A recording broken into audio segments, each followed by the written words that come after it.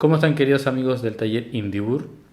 Hoy les traigo un nuevo video dedicado a la trilogía de Berlín de David Bowie. Vamos a hablar de la trilogía de David Bowie del periodo y sobre todo de esta caja, que algunos habrán visto en algunos videos ya que siempre vengo ahí. Es uno de los box set que más quiero de David Bowie, sobre todo por esta época. ¿Qué pasó? Yo hace muchos años, hace 7 u 8 años atrás, me he comprado un libro de David Bowie de la biografía. Lo compré, no lo encontré en formato físico, entonces lo compré en formato digital. Y este año, el 8 de enero, que era cuando se celebraba su cumpleaños, la fecha del nacimiento de Bowie, yo estaba de vacaciones, estaba en la playa, mi hija se había ido a Estados Unidos con la mamá, entonces me di prácticamente todo enero. Y el 8 de enero empecé a leer, o retomé, más bien dicho, leí desde el principio porque no me acordaba los primeros capítulos. Y leí en ese mes, leí toda la biografía de David Bowie. Me encantó. El libro es Starman. Abajo voy a dejar la descripción, voy a dejar la biografía exacta y el autor, Paul Trinca, creo que se llama.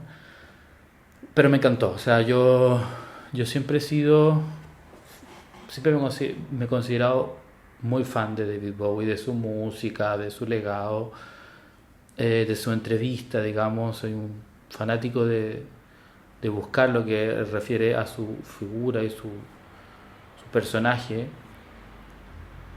pero nunca había ahondado en la biografía de él. Entonces me gustó darme cuenta de ciertos detalles, los problemas que tuvo con su representante, los inicios de su carrera, bueno. Y creo que lejos, así, pero lejos, la parte más entretenida del libro es la que vamos a hablar ahora, que es la época en que él abandona la ciudad de California, donde estaba viviendo a mediados de los 70, y se va a la ciudad de Berlín, en Alemania, vuelve a Europa, luego de su estadía prolongada en Estados Unidos, luego de dos discos que habían tenido mucho éxito, que fueron el Diamond Dogs y el Young Americans. Entonces él decide, un poco porque estaba cansado de esa vida, y sobre todo de un periodo que estaba muy dedicado a las drogas. O sea, tanto él como Iggy Pop, que era su amigo, Jimmy Osterberg, como él siempre le dijo Jimmy, nunca le dijo Iggy. eh, Ellos los dos deciden, o más bien Bowie invita a Iggy Pop, y lo más que lo invita es como lo salva un poco, ¿no? De la vida que llevaba Iggy Pop, que iba en decaída, tanto su vida artística como su vida personal. Entonces él un poco lo incita para que viajen a Berlín. Aquí en el libro, bueno, el libro dice que una de las razones por qué David Bowie viaja a Berlín o decide esa ciudad y no otra es porque en ese tiempo se juntaba con un escritor famoso de la época, Christopher Isherwood, y él es el que le habla de la magia que tenía Berlín, de la bohemia, ¿no? De la apertura cultural, eh, obviamente que había sido, digamos, herencia de la República de Weimar, ¿no? Que luego había quedado todo eso aplastado por la Segunda Guerra Mundial. Pero ciertos retazos de esa apertura cultural y artística habían quedado en la escena berlinesa.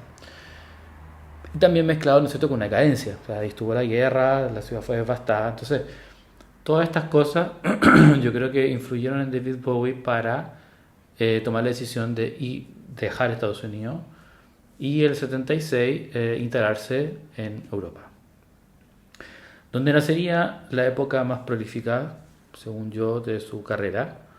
Quizá un poco, siempre se habla que los primeros años, entre el 69 y el 73, fue una locura, ¿no?, de álbumes de David Bowie, pero yo creo que en esta época fue más prolífica también porque abarca otros álbumes, de los cuales vamos a hablar ahora. Entonces, como les decía, ellos llegan junto a su amigo Iggy Pop en esta relación súper extraña, que se ha conversado mucho, se ha debatido mucho de por qué la amistad, ¿no? Yo después de leer el libro me quedó un poco más claro, pero tampoco, tampoco tanto. En el fondo es como la gente que estaba a su alrededor y un poco dudaba, ¿no? Como estos dos tipos tan ególatras Pero al final, claro, se admiraban en que los dos pensaban que el otro tenía lo que él no tenía. ¿No? Y luego de ver la entrevista también se entiende un poco eso. Como David Bowie tenía el orden, lo inglés, que Iggy Pop dicen alguna vez, eh, con las fechas, ya que sea con los dineros. En cambio, Iggy Pop era este rockero, punk, que iba sin importar nada, o sea, iba para adelante, ¿no? En su vida. Entonces, la cosa es que estos dos amigos se van a Berlín a vivir a un departamento juntos y empiezan a grabar. Primero graban, sacan este disco, o lo graban mejor dicho, porque lo publican después de Idiot de Iggy Pop. Este disco es un disco, el primer disco solista de Iggy Pop, después de tocar los Stooges. Siempre se me complica cómo se dice. Entonces, Iggy Pop lanza, David Bowie, digamos, produce el primer disco, el álbum de Iggy Pop, en una especie de experimento, ¿no? Sonoro. Eso fue a mediados del 76. Este álbum no se graba en Berlín, sino que se graba en París, en un castillo, que era un estudio, bueno, que tiene un montón de historias, que habían fantasmas. Es muy entretenida la historia. Pero se graba en la mitad en París y se termina de grabar en el Hansa Studio de Berlín. El mítico estudio, ¿no es cierto?, de muchas bandas crowd rock y donde un poco se rememora la trilogía de Berlín. Si bien no todo fue grabado, pero bueno, ahí vamos de a poco. La cosa es que el primer disco que hacen ellos dos, Iggy Pop y David Bowie, fue The Idiot. Algunas canciones comparten autoría entre los dos, pero en lo oficial Bowie fue el productor. Y luego Bowie se evoca 100% a su primer disco de ese periodo, que es el disco Low. Que voy a mostrar, yo los discos, algunos de los tengo de época, este es de época, el Low, esta es primera edición. Este sale el 77, en enero del 77. ¿Qué pasa? Que si bien el primer álbum que graban ellos fue The Idiot, David Bowie le dice, mira, espérate un poco porque primero hay que sacar este. Entonces este lo saca muy a David Bowie, ¿no? Primero tenía que ser él. Lanza en enero del 77 el álbum Low. Hablar brevemente del álbum, o sea, fue un giro rotundo en su carrera. Él venía del Station to Station, que si bien ya era un álbum experimental, seguía siendo un álbum más o menos que había tenido cierto éxito. En cambio, en este disco él va hacia la vanguardia electrónica que se estaba gestando, sobre todo en Alemania. En Europa, pero sobre todo en Alemania, con los grupos del krautrock, como Neu, como Kraftwerk, ¿no? Entonces todo ese tipo de música muy cargado de sintetizadores, más instrumental, es la que Bowie quería empaparse y hacer con ella su música, o sea, de su materia, ¿no? Entonces el primer lado de este disco trae temas como Speed of Life, Breaking Glass, What in the World, Son Ambition, que son muy cargados. Yo creo que si bien tenían un nuevo estilo de música, sí mantenía cierta melodía. Cambio el lado B, con temas como Varsovia, Art Decay, Subterranean, ahí ya se lanza, ¿no?, a lo experimental y son temas sin letra, o sea, son instrumentales. Para esto fue muy importante la colaboración que tuvo con Brian Eno. Brian Eno, primera vez que colaboran junto con David Bowie. David Bowie lo conocía por lo que había hecho con Roxy Music en sus inicios, y luego Brian Eno inspira a toda esta corriente que después se llamaría la música ambient. Entonces David Bowie sabía que si había una persona en el medio que lo podía ayudar a encontrar la música que él buscaba, esa persona era Brian Eno. Entonces Brian Eno lo ayuda a experimentar con sonidos, tenía nuevas técnicas de composición, técnicas muy, se me olvida una, pero creación oblicua, que era como son técnicas que incluso los músicos que participaron en las sesiones, como uno de ellos me acuerdo que es Carlos Alomar, encontraban muy raras, pero a la vez eran eh, muy desafiantes, ¿no? O sea, eran técnicas nuevas que los músicos no están acostumbrados. Generalmente a los músicos se les pasa una partitura o alguna melodía y en base a eso empiezan a crear. En cambio esto no. O sea, se basaron en nuevas formas más experimentales y eso repercutió en un disco experimental más oscuro, más denso.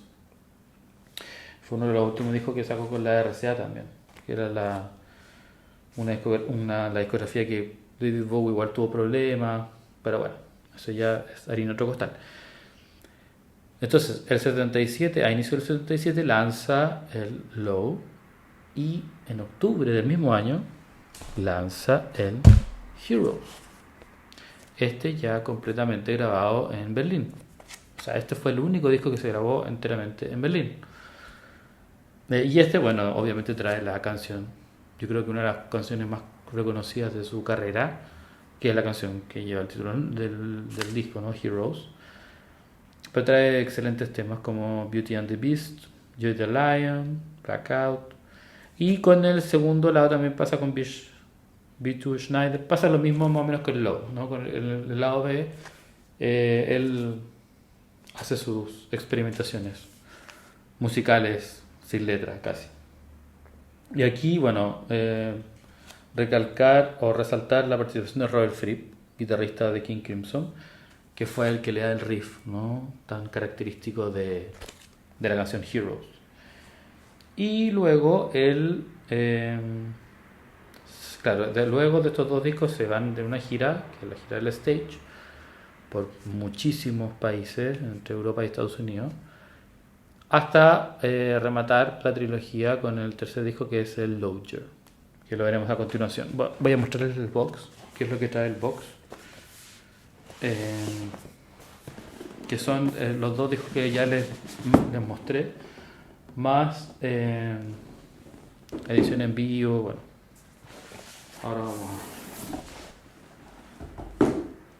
entonces, bueno, y el otro disco que no lo tengo en mi colección, pero que también lo produce David Bowie de Iggy Pop en esta época, es el Last for Life. Entonces, o sea, una época súper prolífica, también grabó películas, o sea, el tipo estaba hecho una máquina. Este es el Record, que todos los boxes de Bowie traen este disco con lados B, con cosas raras. Bueno, aquí está Under Pressure, toca con Queen. ¿Y qué viene en la caja? Bueno, en la caja viene este que es el Scary Monster, que no pertenece a la trilogía de Berlin, pero es lo que viene después. Esto, si no mal recuerdo, del 79. Tengo una versión de época. Entonces esos discos los tengo repetidos, digamos. El tercer disco que yo les decía, que era el Lodger, que aquí esto a mí no me quedaba muy claro por qué venían dos versiones en el box set, y en el libro me lo aclaró. Porque cuando este disco se grabó entre Suiza y Nueva York, no se grabó en Berlín, y se grabó súper rápido. Y Tony Visconti, que fue el productor de la trilogía, siempre quedó con la duda porque dijo, según él, ese disco tuvo un problema en la producción. Entonces, si se hubiese producido, si se hubiese hecho con más tiempo, se quedaba mejor. Entonces, acá trae la producción que había planeado, en cierto Visconti. También trae el Heroes, Helden, que son la versión en alemán y en francés, ¿no? Esto es una cosa que se hizo muy popular con los Beatles, que era sacar los hits, los singles en diferentes lenguas. Una muy linda, la versión en papel. Vamos a sacar este, ¿no? Este lo vamos a sacar.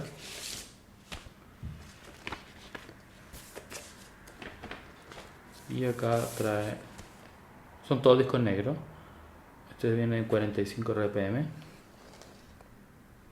Heroes. A mí cada vez, antes no me gustaban mucho los singles, pero ahora cada vez me están gustando más.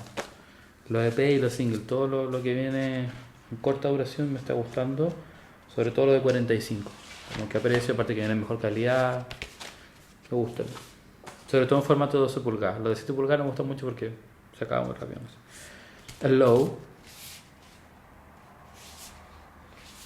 que si ustedes ven es una copia exacta del... Son todas copias exactas de los originales. Con la diferencia que, claro, en esta época estos álbumes son de la RCA, que ahí lo pueden ver abajo. Y este es exactamente igual, solo que es Parlophone. A mí me cuesta decidirme cuál de estos tres discos es el que más me gusta. Bueno, vamos a terminar. El Heroes.